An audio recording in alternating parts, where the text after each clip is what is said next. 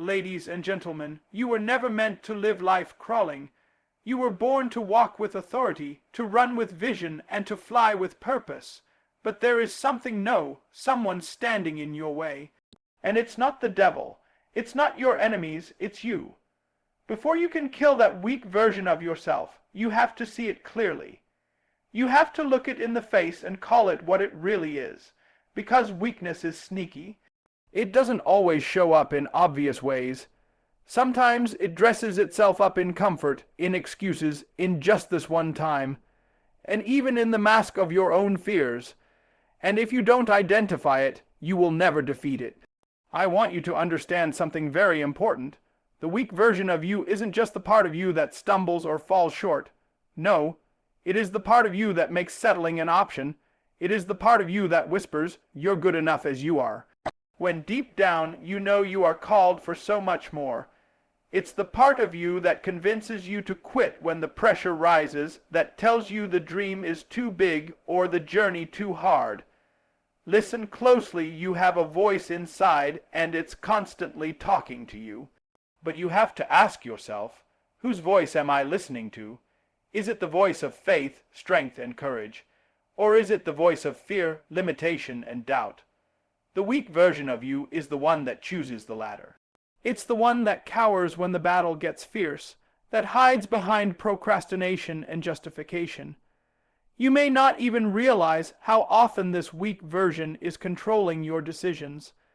Maybe it's the part of you that hits the snooze button instead of rising early to prepare for your future. Maybe it's the part that scrolls endlessly on social media instead of building skills or working toward your goal. Maybe it's the part that tells you, "I can't," or "I'm not ready," when the truth is, you're just afraid to step into the unknown. And here's a hard truth. The weak version of yourself is comfortable living in the shadow of your potential. It doesn't want you to grow because growth requires effort, discomfort, and sometimes failure. Weakness prefers the path of least resistance because it's easier to stay where you are than to fight for who you could become. But the problem is, staying comfortable is killing you. Not physically maybe, but it's killing your spirit.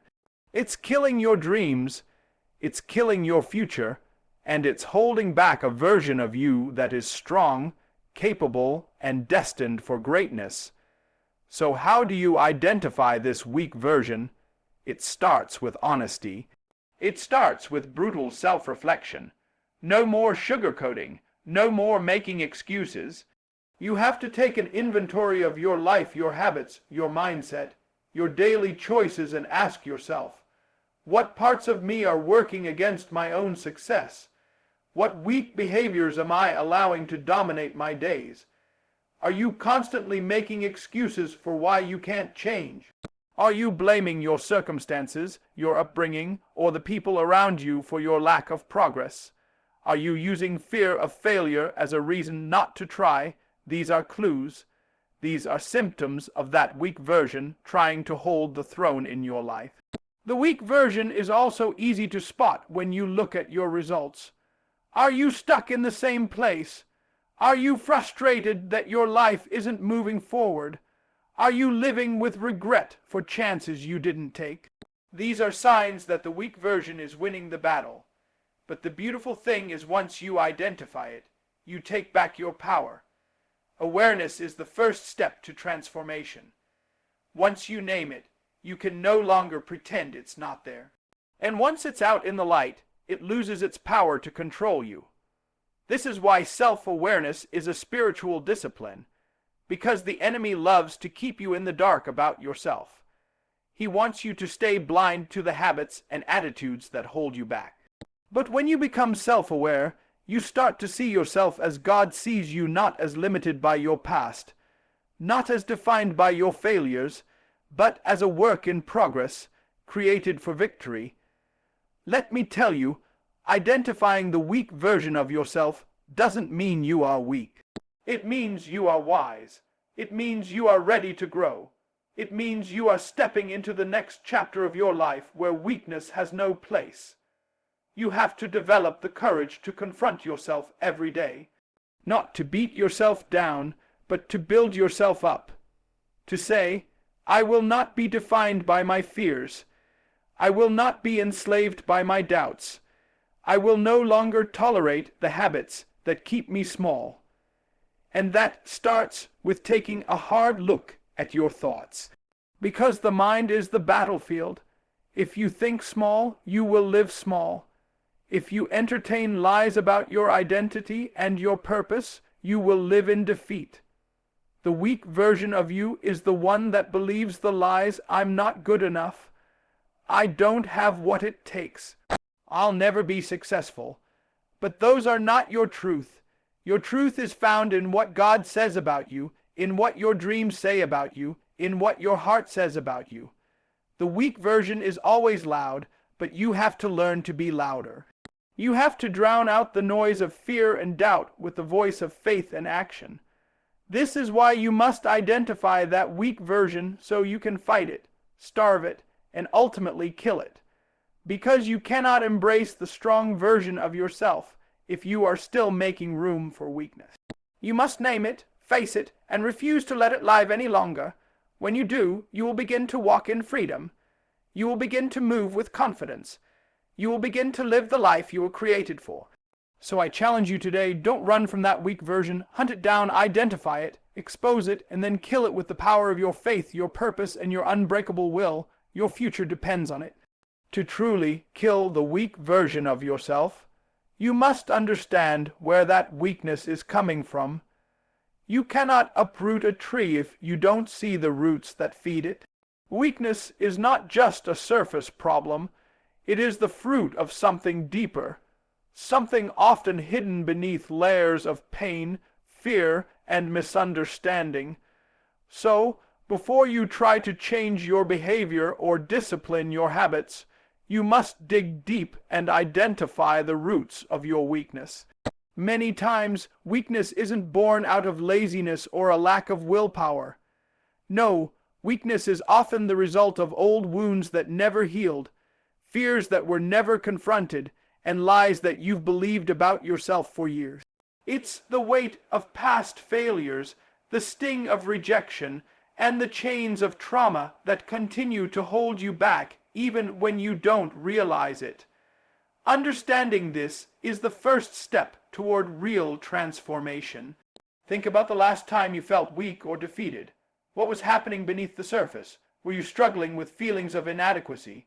Were you paralyzed by fear? Were you carrying around shame or guilt that made you believe you weren't worthy of success? These emotions are the roots feeding that weak version of you. Weakness often disguises itself as safety.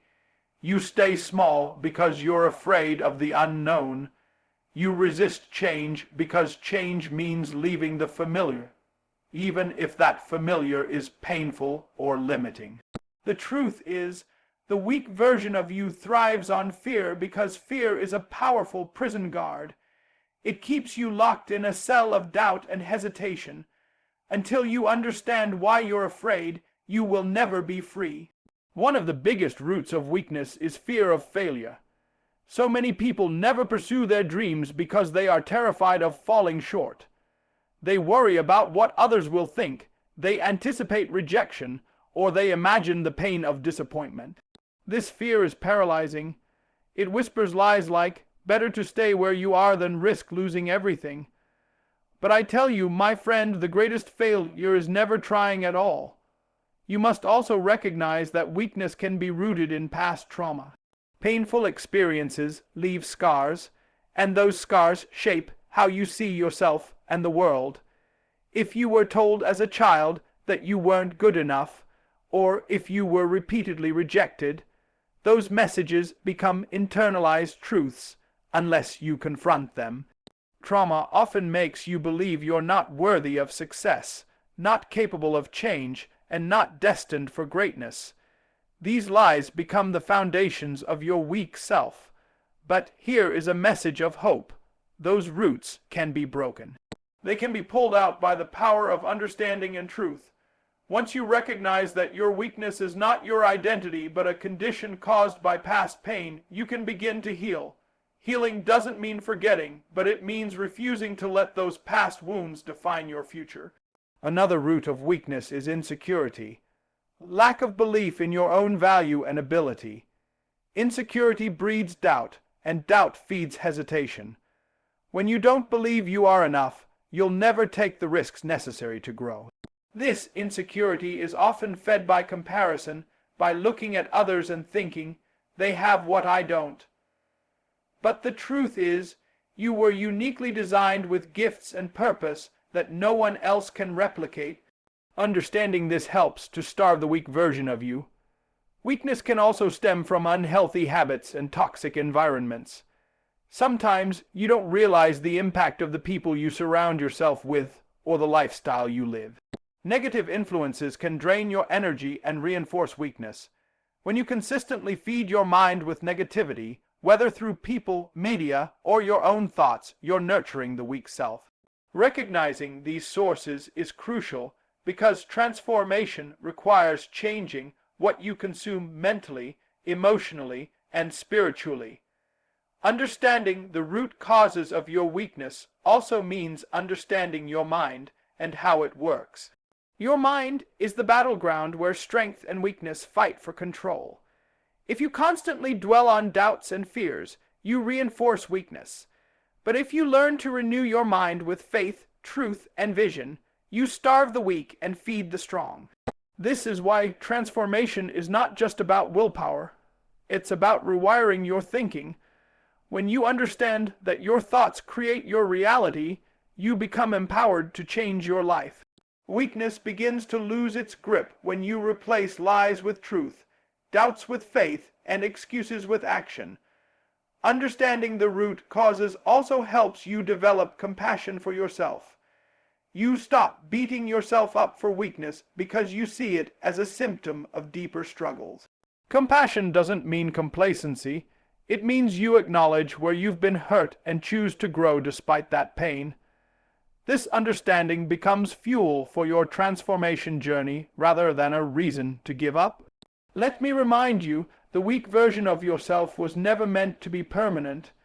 It was a survival mechanism at one time, a way to cope with pain, fear, and uncertainty. But now you are called to evolve beyond survival into thriving. And thriving requires you to confront those roots, not run from them.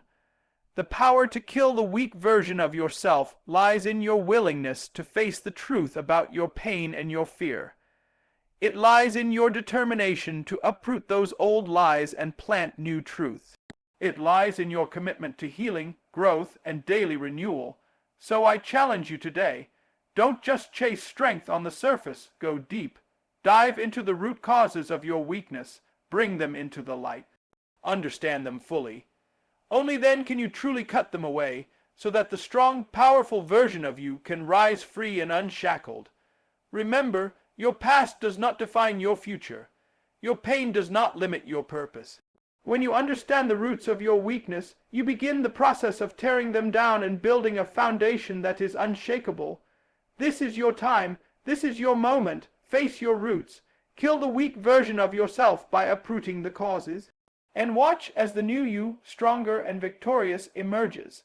Inside every person, whether you realize it or not, there is a warrior.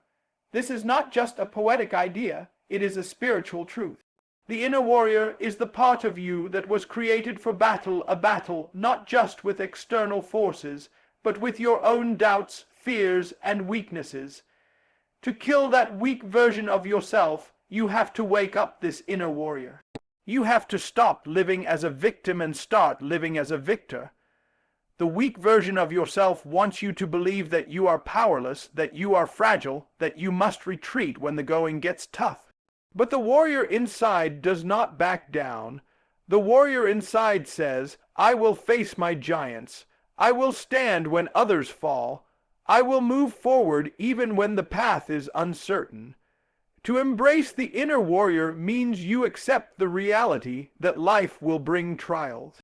It will bring storms, it will bring pressure, but pressure is not your enemy. Pressure is the furnace that forges strength. Diamonds don't form without pressure, and the warrior inside you becomes stronger every time you refuse to quit. This warrior mindset is a decision. It's not about feeling ready or perfect. No, It's about showing up anyway. It's about stepping onto the battlefield of your life every day with courage, determination, and faith. The warrior understands that success is not about never failing, but about never giving up. Many people wait for the perfect moment to rise, the perfect conditions to begin, or the perfect feeling to take action. The inner warrior knows that moment may never come. The warrior moves forward with what they have, where they are, trusting that strength will come through action. Embracing your inner warrior also means developing discipline. Warriors train, they prepare, they don't wait for motivation because motivation is fleeting. Discipline is what carries you through when motivation leaves.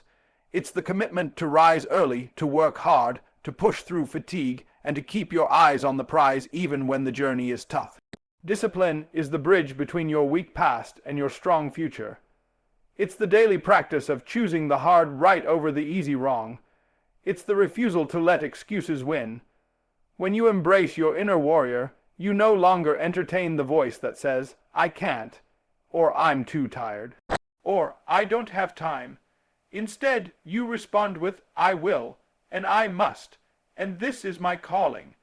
The inner warrior also embraces faith in yourself, faith in your purpose, and faith in God or the higher power you believe in. The journey to kill your weak self is not a solo journey. You are not meant to fight these battles alone. Faith connects you to a power greater than your weaknesses and limitations. It reminds you that you were created for greatness, that your potential is unlimited, and that you have divine help in your fight. Sometimes, embracing the inner warrior means embracing discomfort. Warriors walk through fire, they endure hardship, and they sacrifice temporary pleasure for long-term victory. They understand that the pain of discipline is less than the pain of regret. They choose to suffer for a season so they can reap the harvest of strength and success. The weak version of yourself will always resist this discomfort. It will beg you to stay in your comfort zone, to avoid risk, and to take the easy way out. But the inner warrior knows that comfort is a cage and that growth requires breaking free. When you fully embrace the warrior within, you begin to see obstacles not as roadblocks, but as opportunities. Each challenge is a chance to grow stronger, wiser, and more resilient. You stop fearing failure because failure is simply feedback. It is a lesson that brings you closer to your victory. Warriors don't wait for permission to fight. They don't need validation from others to move forward. They carry their own authority because they know their worth. They don't compare themselves to others. They focus on becoming the best version of themselves. This mindset shift is crucial. The weak version is often trapped in comparison, envy, and self-doubt. The warrior knows that the only competition that matters is the one against their own limitations. Every day is a battle to be better than yesterday, to push beyond fear, and to rise above doubt. Embracing your inner warrior means taking responsibility for your life. You stop blaming circumstances, people, or the past for your present. You recognize that you are the captain of your ship, the author of your story, and the master of your destiny. It also means cultivating courage, not the absence of fear, but the decision to act despite fear. Courage is what transforms a weak, fearful person into a powerful warrior. Courage is what breaks chains, opens doors, and sets dreams in motion. The warrior inside you has already won many battles. The fact that you are still standing, still breathing, and still dreaming is proof of your strength. Now, it's time to intentionally step into that strength, to put on the armor of confidence, faith, and discipline, to wield the sword of purpose and determination. The warrior does not wait for the battle to come to them. The warrior goes out to claim victory. The warrior charges into life's challenges knowing that every fight, every struggle, every moment of resistance is shaping them into a stronger, more resilient person. So today, I want you to make a decision. Decide to stop running from the fight. Decide to stop hiding behind excuses. Decide to embrace the inner warrior, the bold, courageous, unstoppable force inside you that is waiting to be unleashed. The weak version of yourself will try to resist. It will scream for you to quit, to slow down, to give up, but you must be louder, you must be stronger, you must be relentless. When you embrace the warrior within, you take back control of your life. You rise above weakness, you claim your destiny, and you become the person you were always meant to be. Remember, the warrior inside you is not defined by your past failures or present fears. It is defined by your willingness to fight for your future, to believe in your purpose, and to act boldly despite the odds. So stand up, gear up, show up, and let the world see the warrior you truly are. To kill the weak version of yourself, it's not enough to simply want change. You must become change. Change is not a one-time event, but a process. One that requires developing new habits and mindsets that will shape who you are becoming. Your habits form the architecture of your life, and your mindset builds the foundation on which your future stands. If you want to shed weakness and step into strength, you have to be intentional about the thoughts you nurture and the actions you repeat daily. The weak version of yourself is held captive by old habits of procrastination, doubt, fear, and complacency. These habits are like chains, invisible but powerful, binding you to the place where you don't want to be. To break free, you must replace those chains with habits that empower, habits that lead you closer to your dreams. Understand this. Habits are not just things you do. They are the expression of who you are becoming. Every small action you repeat sends a message to your brain about what is important. If you keep hitting the snooze button every morning, your brain learns that comfort and avoidance are your priorities. But if you rise early, discipline your body, and start your day with purpose, your brain starts to rewire itself for strength and success. New habits require commitment, consistency, and patience. The weak version will try to convince you that change is too hard, that it takes too long, or that you're too tired. But transformation is never immediate. It is built one step at a time. The difference between those who succeed and those who don't is that the successful choose to show up again and again, even when they don't feel like it. Along with habits, your mindset must shift. Mindset is the lens through which you see the world and yourself. The weak version operates with a fixed mindset, a belief that your abilities and circumstances cannot change. This mindset says, I was born this way, I'm stuck. This is just how life is. But the strong version embraces a growth mind and a belief that you can learn, grow, and improve no matter where you start. Developing a growth mind, it means you start to see challenges as opportunities, failures as lessons, and criticism as feedback. It means you understand that effort is the path to mastery and that setbacks are temporary, not permanent. When you adopt this mindset, the weak version loses power because you refuse to accept limitations as your identity. Your thoughts are seeds. What you plant in your mind grows.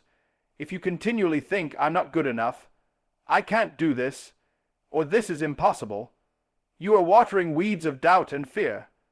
But when you begin to speak truth over yourself, to say, I am capable, I am growing, and I will succeed, you start to cultivate a garden of strength and resilience. This is why daily affirmations, prayer, meditation, or whatever practice helps you renew your mind is so critical. You must feed your mind with truth to starve out lies. The weak version feeds on lies and doubt. The strong version feasts on faith and hope. But changing your habits and mindset is not just about mental discipline. It's also about creating an environment that supports your new self. The people you surround yourself with, the media you consume, and the routines you follow all influence your transformation. If you stay in toxic relationships or negative spaces, your progress will be slow or non-existent. So part of killing the weak version is learning to say no to negativity, no to distractions, no to anything that drags you back, and yes to anything that builds you up, challenges you, and pushes you forward. This might mean setting boundaries, changing your schedule, or even changing who you spend time with. Habits like reading daily, exercising, planning your day, and setting goals may seem small, but they compound over time. They build momentum, and momentum is what carries you beyond moments of weakness when your motivation wanes. Remember, the weak version thrives in chaos and inconsistency. The strong version flourishes in structure and discipline. When you commit to consistent habits, you create stability in your life, and that stability becomes a launching pad for your dreams. Mindset shifts are sometimes the hardest because they challenge your identity. You have to fight against the voice inside that says, "This is who I am." But you must tell that voice, "No, this is who I was, and I am becoming who I was meant to be." Be patient with yourself. Developing new habits and mindsets takes time, but every step forward is progress. Celebrate small victories. Every time you choose discipline over distraction, every time you speak truth instead of lies, you are killing the weak version. Ultimately, to develop new habits and mindsets means you are investing in yourself. You are saying, "I am worth the effort. I am worth the struggle. I am worth becoming the strongest version of myself." And that investment pays the highest dividends in your life. So commit today to being intentional. Choose the habits that move you forward. Cultivate the mindset that empowers you. Surround yourself with people and environments that lift you higher. The weak version will resist, but your new habits and mindsets will build a fortress around the strong version. And that strong version, the disciplined, hopeful, courageous you, will rise unstoppable. You are not your past habits. You are not your old mindsets. You are the one who decides what seeds to plant today for the harvest of tomorrow. Kill the weak version by becoming the architect of your future. Build new habits, embrace a new mindset, and watch how your life transforms before your very eyes. You cannot kill the weak version of yourself if you try to do it alone. No warrior wins a battle isolated. We are not meant to walk this journey by ourselves. The company we keep, the voices we listen to, and the environments we inhabit have a profound effect on who we become. Surrounding yourself with positive influences is not just a nice idea, it is a necessity for transformation. Think about a seed planted in barren soil versus fertile ground. The seed's potential is the same, but the environment determines whether it grows into a towering tree or withers away. Your mind and spirit work the same way. If you surround yourself with negativity, criticism, and doubt, you stunt your growth. But if you surround yourself with encouragement, wisdom, and hope, you nourish your soul and unleash your potential. Negative influences come in many forms: toxic people who drain your energy, discouraging voices that whisper lies, and environments that foster complacency or fear. These influences act like chains, pulling you back and keeping you bound to your weak self. They convince you that you are not worthy, not capable, not destined for greatness. But these lies are not from God, nor are they the truth of who you are. You must be intentional about who you allow into your inner circle. This does not mean isolating yourself from challenges or constructive criticism. But it does mean cutting out voices that are destructive, demeaning, and limiting.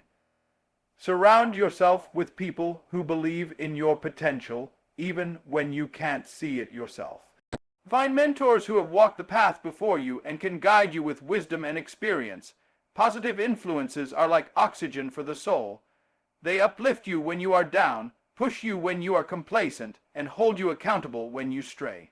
They remind you of your purpose when you forget. When you surround yourself with these kinds of people, the weak version of yourself has no place to hide. The media you consume also shapes who you become. What you watch, listen to, and read fills your mind with ideas, attitudes, and beliefs.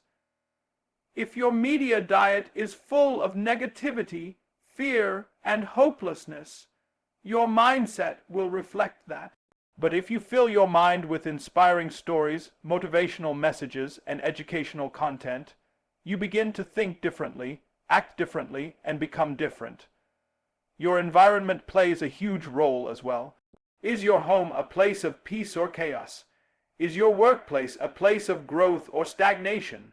Sometimes, killing the weak version of yourself means changing your environment, moving away from toxicity, clutter, and distractions, and creating spaces that inspire focus, creativity, and peace.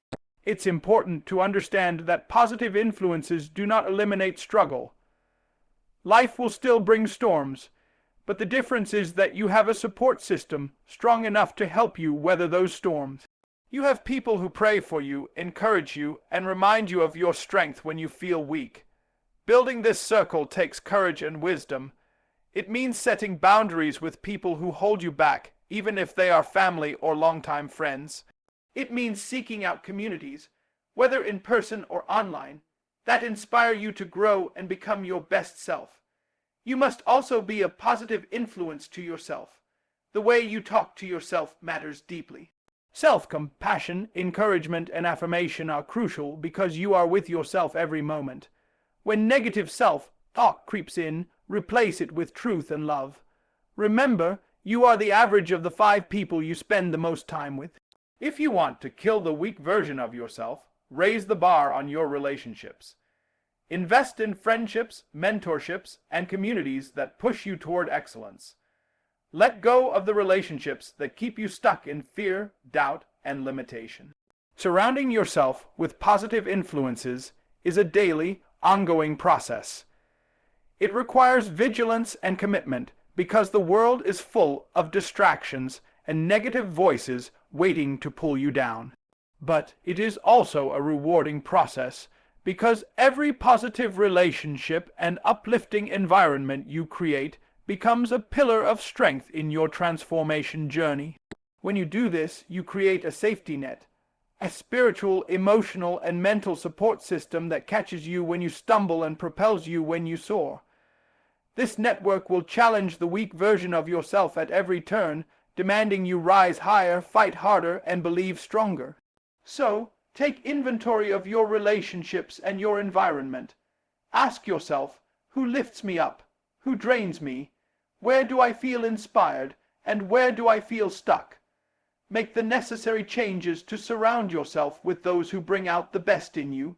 You are not meant to fight this battle alone. When you surround yourself with positive influences, you create a powerful force that makes killing your weak self not only possible, but inevitable. Remember, your environment is your first line of defense in the battle for your identity. Guard it fiercely, fill it wisely, and watch as the weak version of yourself fades away, replaced by the strong, confident, unstoppable you. Now listen to me. This journey to kill that weak version of yourself is not easy. It demands everything you've got. Your courage, your discipline, your faith, your strength. It requires you to face the hard truths about who you've been and who you must become. But hear me when I say this. The person you are destined to be is worth every battle, every sacrifice, every tear. You have the power to shed that old skin of weakness, doubt, and fear. You have the power to rise up, to embrace the warrior inside you, to rebuild your habits and mindsets, and to surround yourself with the right people who will lift you higher. You are not defined by your past failures or your current struggles. You are defined by your willingness to fight, to grow, and to win. So stand up now. Declare today the day you refuse to settle for less. Refuse to be held back by the weak version of yourself any longer. The battlefield is before you and the victory is within reach. The choice is yours. Will you stay the same or will you become unstoppable? Remember, the journey to greatness begins with a single step. The step of killing the weak version of you. Take that step, fight that fight, and watch as God's favor, your strength, and your determination carry you to heights you never thought possible. The weak you is dead. The strong you is alive. Rise up and claim it. Amen.